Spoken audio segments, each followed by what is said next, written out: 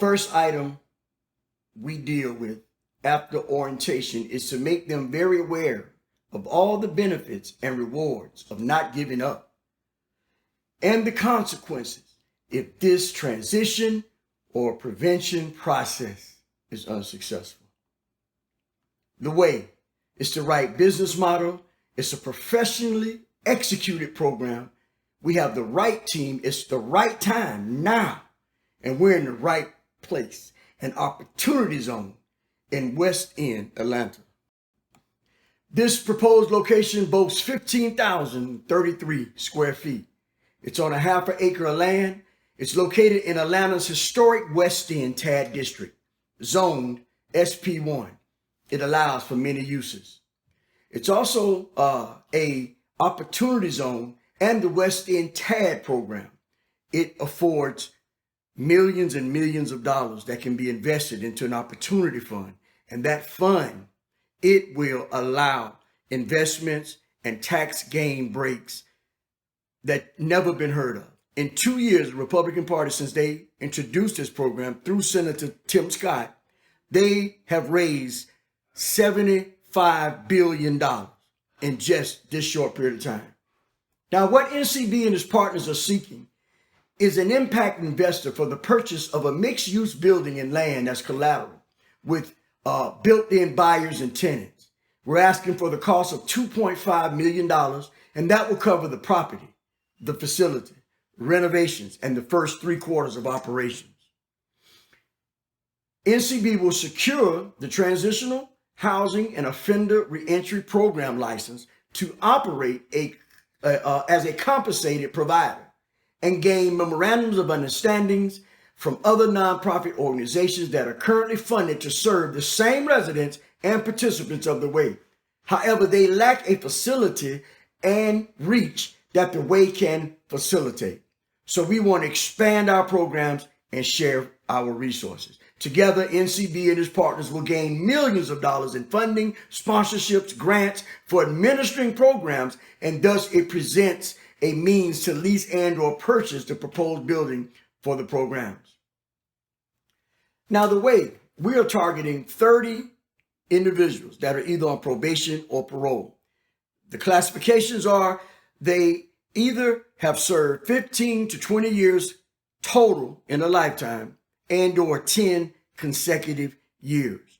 We also target another at-risk group, and this is the 17 to 25-year-old young males that find themselves in the system for the first time. If they're blessed and fortunate enough to be a part of our program, they would avoid a lengthy prison sentence or jail sentence. And they can serve time being taught, being educated, being given a trade, being given mentorship, entrepreneur skills right here in the way. With wisdom and compassion, we will lead them through the proverbial doors that the consequences of their life and their actions as former criminals has placed in front of them. With wisdom and compassion, we will lead them through the proverbial doors that the consequences of their former criminal actions have placed in front of them. We expect to spend 32 to 33% of our resources. It's going to be directed for prevention and intervention. I had an old friend of mine who used to say, he was a sheriff in a small town in South Georgia. He said that, let's keep the good kids good.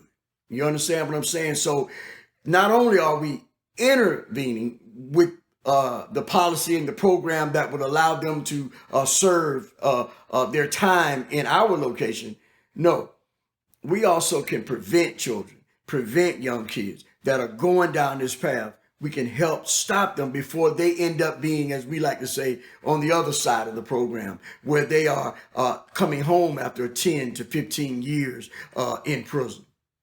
We also have transitional services, and I like to, what I do with this is all of it is wrapped in to one category here. It's the housing, the food, the education, the training, the counseling, the mentorship. Our program is going to, not only will we house them. That's right. They will live in our facility. They will be fed some days 3 meals a day, most days 2 meals a day. They will have all of their classes, their vocation classes, and everything that they need will be done right there on our facility. But what's very important is the post-care. Not only can we not expect them in 90 to 180 days to be completely reformatted, as they say, no, it's going to take time. So we have steps, and we're lining up even steps 3 and 4 and 5 that will carry out a lifetime. Okay, we're talking about housing. We're talking about clothing. We're talking about automobiles. We're talking about all the things that they need in society. Who is going to better be there to provide them with these items than those that understand and know that they're coming? What I'm trying to say is we'll make a way. We'll make a way for them to be able to get from one step to the next step to the next step. And it's all going to be because of community coming together and being involved and making sure that this process works. We have project partners, the Chris Drums Foundation and the People's Foundation Seed to Shirt.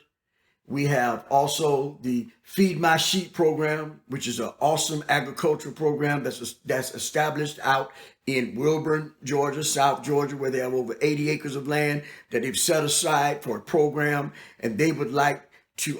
We're into an agreement of a memorandum of understanding that our two nonprofits can work together, and we'll fund each other on each component.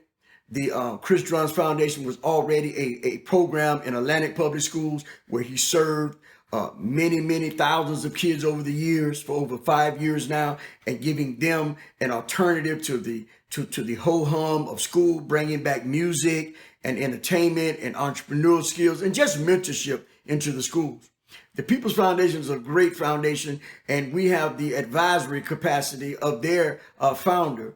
And so through that program, they will advise the board and present the board with opportunities when we're raising funds, when we're applying for grants, when we need partnerships and strategic partnerships all over this country, and God knows we're going to need them. They also have an additional program. It's called Seed to Shirt. That's a great program, and that's literally we're taking the cotton from the field all the way to the shirt that's on a person's back. And the inmates can be a part of the whole process, from the fields, growing the cotton, to selling it, to the cotton gins, to actually distributing the shirts, wearing the shirts. All of these are part of our process and a part of the partnership, okay? So I wanted to take time to actually narrate this PowerPoint presentation so that you'd have a very good idea on how the program and what the program does and what it is about. And remember, folks, the transition process matters.